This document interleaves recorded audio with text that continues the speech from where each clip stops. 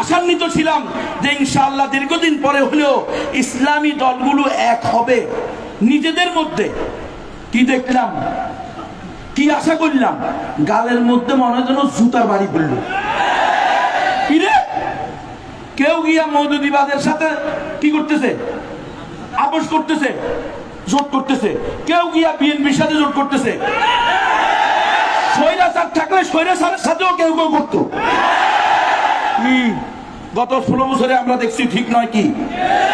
এই গণতন্ত্র দিয়ে, গণতন্ত্র আল্লাহ আপনারা বলবেন, আজকে আমাদের সর্বজন শ্রদ্ধেয় মুরব্বী বলে গেছেন আল্লামা মুহিবুল্লাহ বাবুনগরী, যে উনার শায়েখ হুসাইন আহমদ মাদানী রহমতুল্লাহ আলাইহি বলেছেন, ফিতনায়ে মওদুদিয়ত ফিতনায়ে কাদিয়ানিয়ত সে ভি বরতর হ্যায়।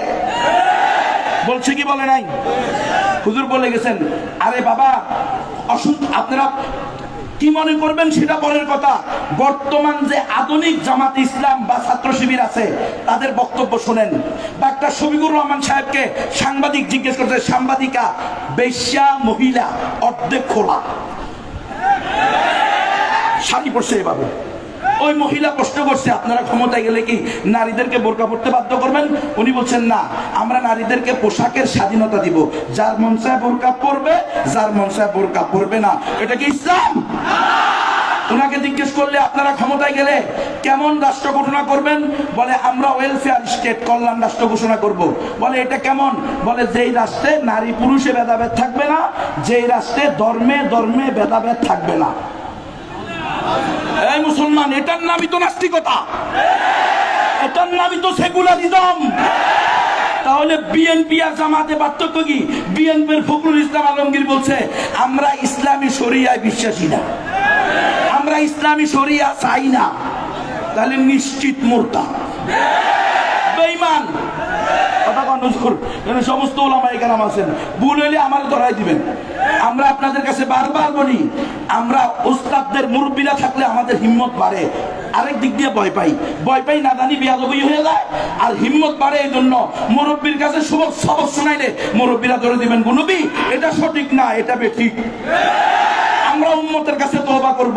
তাহলে আধুনিক জামাত ইসলামের আকীদার মধ্যে, আদর্শের মধ্যে দেখেন, ডাক্তার শফিকুর রহমান বলে দিল যে ওই জামানায় তরবারের জিহাদ যেরকম ফরজ ছিল, এই জামানায় ভোট দেওয়া, যেই ভোটের ভিতরে আপনাদের হাটাদারি মঈনুল ইসলাম হাটাদারির প্রধান মুতামিম সাহেব, উনার যেই মূল্য, আপনাদের হাটাদারির মুসির সেই মূল্য। আল্লামা জুনায়েদ বাবুনগরীর মায়ের ভোটের যেই মূল্য, মুহিবুল্লাহ বাবুনগরীর মায়ের ভোটের যেই মূল্য, জুনায়েদ বাবুনগরীর নানির ভোটের যেই মূল্য, বেশ্যা লম্পটনি তৈয়ুসের ভোটের সেই মূল্য।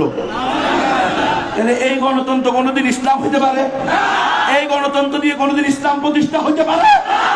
এই মুসলমান, আমি বলেছি, গণতন্ত্র করতে করতে এমন পরিস্থিতি আসবে, এক সময়ে আপনি মুরতাদ হয়ে যাওয়া সম্ভাবনা থাকবে। আজকে দেখেন, কেউ বিএনপির সাথে যোগ দিছে, কেউ জামাত ইসলামের সাথে যোগ দিছে, এক গ্রুপ আরেক গ্রুপকে যার পর নাই তুচ্ছতাচ্ছিল্য করে পোস্ট দিতেছে, বক্তব্য দিতেছে, দেয় নাই?